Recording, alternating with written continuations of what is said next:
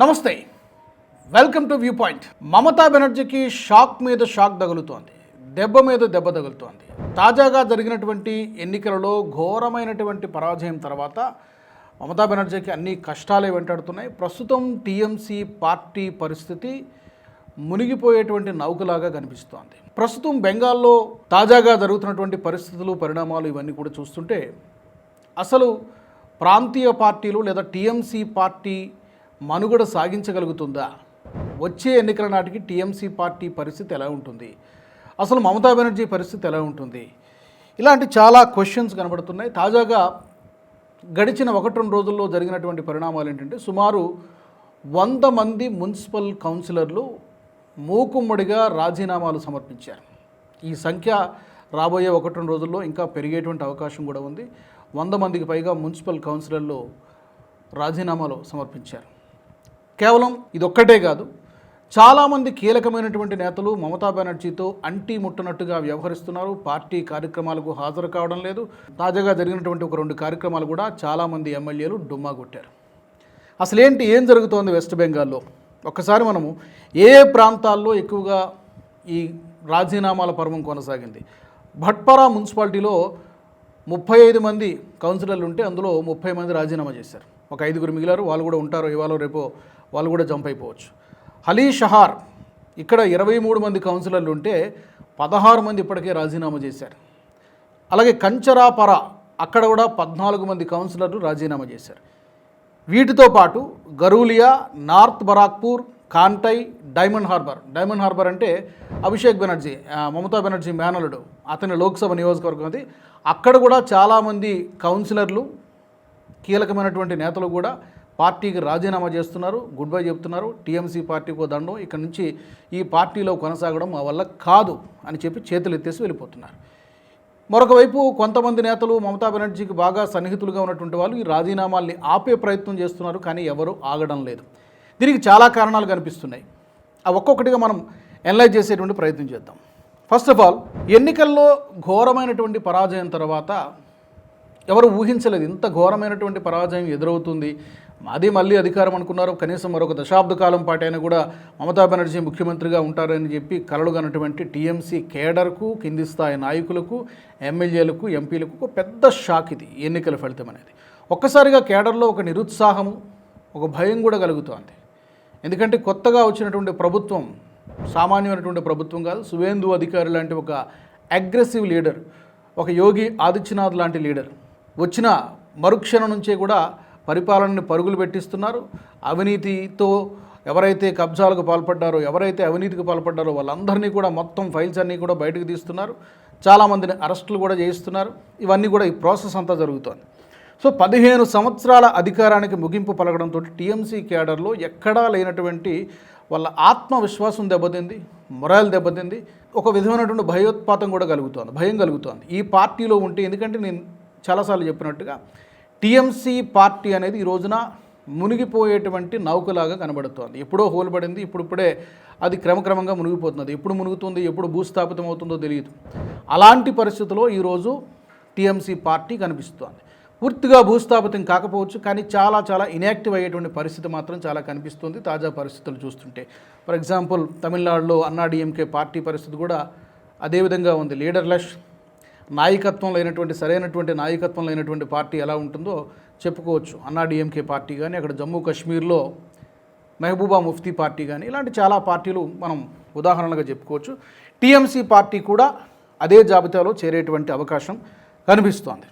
ఇక రెండోది, అవినీతి కేసుల భయం వెంటాడుతోంది. గడిచిన 15 సంవత్సరాలు కూడా రాక్షస పరిపాలన నడిచింది. అన్నీ స్కామలే, అన్నీ కుంభకోణాలే. పేరుకి చెప్పుకుంటే శారదా చిట్ ఫండ్ స్కామ్ కానివ్వండి, టీచర్ల రిక్రూట్మెంట్ స్కామ్ కానివ్వండి, 25,000 మంది టీచర్లు, భారతదేశంలోనే అతిపెద్ద స్కామ్ అది టీచర్ల రిక్రూట్మెంట్కి సంబంధించి. మొత్తం అందరినీ అనర్హులుగా ప్రకటిస్తూ కోర్టు నిర్ణయం తీసుకుంది. చాలా పెద్ద స్కామ్, బొగ్గు స్కామ్, మనీ లాండరింగ్ స్కామ్, ఇలా చెప్పుకుంటూ పోతే చాలా పెద్ద లిస్ట్ అవుతుంది. ఇన్ని కుంభకోణాలు, ఇన్ని స్కాములు జరిగినటువంటి ప్రభుత్వం చాలా ఉన్నాయి. బట్ అందులో వెస్ట్ బెంగాల్ని ప్రముఖంగా మనం చెప్పుకోవచ్చు. ఇది చాలామందిని వెంటాడుతోంది. వ్యక్తిగత కారణాలతోనే మేము పార్టీలకు రాజీనామా చేస్తున్నాం అని బయటకు చెబుతున్నప్పటికీ కూడా లోపల మాత్రం కింది స్థాయి నాయకులు కానీ, ఎమ్మెల్యేలు కానీ, ఎంపీలు కానీ వీళ్ళందరినీ కూడా ఒక భయం ఏం వెంటాడుతుందంటే ఈడీ, ఎన్ఫోర్స్మెంట్ డైరెక్టరేట్, సిబిఐ, ఈ పోలీసుల విచారణలు. ఎందుకంటే చాలామంది ఏదో ఒక విధంగా గతంలో తప్పులు చేసినటువంటి వాళ్ళే, నేర చరిత్ర ఉన్నటువంటి వాళ్ళే. ఎవరిని కూడా పార్టీ నుంచి దూరం జరిగినా వదిలిపెట్టదు వేరే విషయం. ఇంకా వాళ్ళ భయం ఏంటంటే ఈ పార్టీతో అంటిపెట్టుకుని ఉంటే, మమతా బెనర్జీకి సన్నిహితంగా ఉంటే ఆమెతో పాటు మనం కూడా మునిగిపోతామేమో, మన మీద కూడా కేసులు ఇరికిస్తారేమో. తప్పు చేయని వాడు ఎవరు భయపడాల్సినటువంటి అవసరం లేదు. కానీ చాలామంది నేర చరిత్ర కలిగినటువంటి వాళ్ళే, కబ్జాలు చేసినటువంటి వాళ్ళే, స్కాముల్లో పాల్గొన్నటువంటి వాళ్ళే, వాళ్ళలో ఐపీఎస్ ఆఫీసర్లు ఉన్నారు, ఐఏఎస్ అధికారులు ఉన్నారు. వీళ్ళు ఎక్కడికి పోలేరు. వీళ్ళంటే పార్టీలో ఉన్నారు కాబట్టి రాజీనామాలు చేసి బయటికి పోవడం ఏదో చేస్తారు. కానీ బ్యూరోక్రాట్స్ వాళ్ళు తప్పించుకునేటువంటి అవకాశం లేదు. వాళ్ళ మీద కూడా చాలా సివియర్ యాక్షన్ తీసుకోవడానికి సిద్ధమవుతున్నటువంటి పరిస్థితి. ఇక టీఎంసీ పార్టీకి చెందినటువంటి ఎమ్మెల్యేలు, ఎంపీలు కూడా నివురుగప్పిన నిప్పులాగా వాళ్ళ యొక్క అసంతృప్తి బయటపడుతోంది. వాళ్ళు కూడా రీసెంట్గా అసెంబ్లీ ఆవరణలో చేసినటువంటి ఒక కార్యక్రమం, అసెంబ్లీ ఆవరణలో బీజేపీ ప్రభుత్వ బుల్డోజర్ యాక్షన్ను నిరసిస్తూ ఎమ్మెల్యేలు అందరూ కూడా ఈ కార్యక్రమానికి రావాలని చెప్పి మమతా బెనర్జీ పిలుపునిచ్చింది. మొత్తం గెలిచినటువంటి వాళ్ళు 80 మంది. ఈ 80 మందిలో ఎంతమంది హాజరయ్యారంటే కేవలం 36 మంది హాజరయ్యారు. అంటే మిగతా 44 మంది ఏమైనట్టు?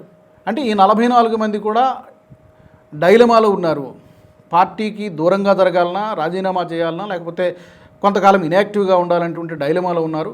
మమతా బెనర్జీ నాయకత్వాన్ని కూడా ప్రశ్నిస్తూ ఉన్నారు. కేవలం నియంతృత్వ ధోరణితో ఈమె ప్రవర్తిస్తూ ఉంది. క్లోజ్డ్ డోర్ మీటింగ్స్తో ఏమీ కాదు. డెమోక్రసీ లేదు, ఇంటర్నల్ డెమోక్రసీ పార్టీలో లేదు.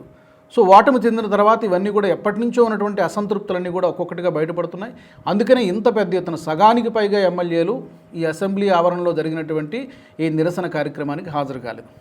ఇదొక్కటే కాదు, పార్టీ ఫలితాలు, ఎన్నికల ఫలితాలు వచ్చిన తర్వాత వెంటనే 1-2 రోజుల్లో ఆమె ఒక మీటింగ్ ఏర్పాటు చేశారు. గెలిచిన మొత్తం 80 మంది ఎమ్మెల్యేలు ఈ మీటింగ్కి రావాలి, మనం ఒక రివ్యూ చేసుకోవాలని చెప్పి ఆమె ఇంట్లో, కాళీఘాట్లో ఉన్నటువంటి ఆమె ఇంట్లో ఒక మీటింగ్ ఏర్పాటు చేశారు. ఆ మీటింగ్కి 71 మంది ఎమ్మెల్యేలు వచ్చారు. 9 మంది ఎమ్మెల్యేలు మిస్సింగ్ అయ్యారు. అప్పుడే మొదలైంది ఏదో జరుగుతోంది సంథింగ్. ఎమ్మెల్యేలు కూడా ఫస్ట్ మీటింగ్ ఎన్నికల ఫలితాల తర్వాత అందరూ హాజరు కావాల్సింది. సరే, ఒకరో ఇద్దరో ముగ్గురు అంటే ఏదో వ్యక్తిగత కారణాలతో హాజరు కాలేదనుకోవచ్చు. 9 మంది ఎమ్మెల్యేలు ఫస్ట్ మీటింగ్కి డుమ్మా కొట్టారు. తర్వాత మొన్న జరిగినటువంటి కార్యక్రమానికి మొత్తం 44 మంది ఎమ్మెల్యేలు డుమ్మా కొట్టారు. ఇంకా విచిత్రం ఏంటంటే కొన్ని సువేందు అధికారి నేతృత్వంలో జరుగుతున్నటువంటి కార్యక్రమాలకి టీఎంసీకి సంబంధించినటువంటి నేతలు, ఎమ్మెల్యేలు, ఎంపీలు కూడా హాజరవుతున్నారని చెప్పి టాక్ వినబడుతోంది. కానీ ఇక్కడ ఒక క్వశ్చన్ మార్క్ ఏమొస్తుందంటే, బీజేపీ రాబోయే 1 సంవత్సరం 2 సంవత్సరాల వరకు కూడా ఇతర పార్టీల నాయకులను చేర్చుకోము అని చెప్పి ప్రెస్ మీట్లో మాట్లాడడం జరిగింది. Samik Bhattacharya, state president, BJP state president చెప్పారు, పంచాయతీ ఎన్నికల వరకు కూడా ఇతర పార్టీల నాయకులను, ముఖ్యంగా టీఎంసీ పార్టీల నాయకులను చేర్చుకునేటువంటి అవకాశం లేదని చెప్పారు. బట్ తెలియదు దానికి సంబంధించి బీజేపీ తన స్టాండ్ ఏమైనా మార్చుకుంటుందా. మొత్తానికైతే వీళ్ళందరూ కూడా పార్టీ నుంచి అవకాశం చిక్కితే చాలు జంప్ అయిపోదాం అనేటువంటి విధంగా అటు ఎమ్మెల్యేలు చూస్తున్నారు, కౌన్సిలర్లు చూస్తున్నారు, ఎంపీలు కూడా కొంతమంది ఉన్నారు. వాళ్ళు కూడా సడన్గా జంప్ కాలేరు. కానీ వాళ్ళ పరిస్థితి కూడా కొంచెం టచ్ మీ నాట్ అన్నట్టుగా వ్యవహరిస్తున్నారు. మహువా మొయిత్రా కూడా ఎన్నికల ఫలితం తర్వాత ఆమె టోన్లో, ఆమె స్వరంలో మార్పు వచ్చింది. మహువా మొయిత్రా కూడా బీజేపీ గెలవాలని ప్రజలు కోరుకున్నారు, సో బీజేపీ గెలిచింది కాబట్టి ప్రజల తీర్పు శిరోధార్యం అని మహువా మొయిత్రా కూడా మాట్లాడారు. మమతా బెనర్జీ టోన్ అలా లేదు, నేను చేయను, రాజీనామా చేయను, కోర్టుకు వెళ్తా, రకరకాల వితండవాదం వినిపించారు. సో మొత్తానికి అన్నీ కూడా కష్టాలు వెంటాడుతున్నాయి ఈ రోజున టీఎంసీ పార్టీకి. దాంట్లో భాగంగానే ఈ రాజీనామాల పర్వం కొనసాగుతోంది.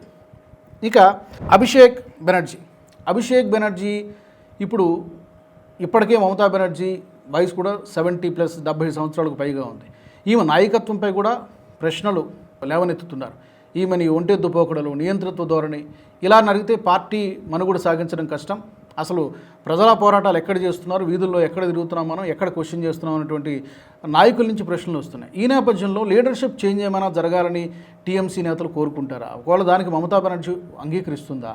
అంగీకరిస్తే కనుక ఎవరిని తన స్థానంలో కూర్చోబెట్టనిస్తుంది? డెఫినెట్గా చాలా కాలం నుంచి తన నేర సామ్రాజ్యంలో కీలకమైనటువంటి పార్ట్నర్గా ఉన్నటువంటి తన మేనలుడు అభిషేక్ బెనర్జీని ఆ స్థానంలో కూర్చోబెట్టేటువంటి అవకాశాలు ఉన్నాయి. ఎందుకంటే నమ్మదగినటువంటి వ్యక్తి కాబట్టి.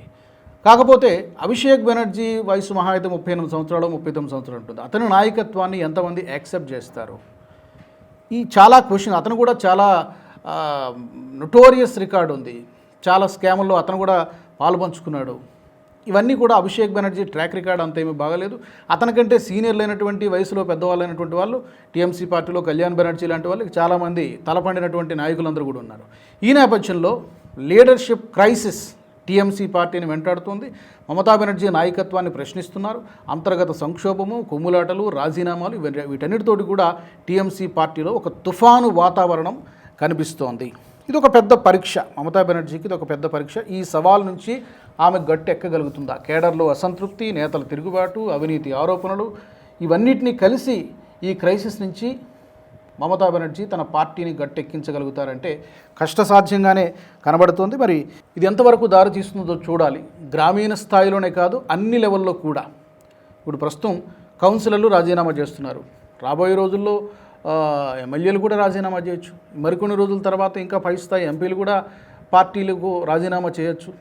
అయితే ఇక్కడ క్వశ్చన్ ఏంటంటే వీళ్ళందరూ ఎటు వెళ్తారు? బీజేపీ తీసుకుంటుందా? గేట్లను ఓపెన్ చేస్తుందా? చేస్తే కనుక మళ్ళీ ప్రజల్లో ఎలాంటి రియాక్షన్ ఉంటుంది? ఎందుకంటే మళ్ళీ సేమ్ మిస్టేక్, గతంలో మమతా బెనర్జీ ఏదైతే తప్పిదాలు చేశారో ఆ తప్పిదాలు బీజేపీ చేయకుండా ఉండాలి. ఒకవేళ తీసుకున్నా కూడా ఎవరైనా క్లీన్ రికార్డు ఉన్నటువంటి నాయకులను మాత్రమే చేర్చుకోవడం తప్పితే మళ్ళీ ఇక్కడ స్కాములు చేసిన వాళ్ళు, ఇక్కడ కుంభకోణాలు చేసిన వాళ్ళు మళ్ళీ కూడా అక్కడ బీజేపీలో జాయిన్ అయితే మళ్ళీ అదే పాత సంత అక్కడ కూడా రిపీట్ అయ్యేటువంటి అవకాశం ఉంటుంది.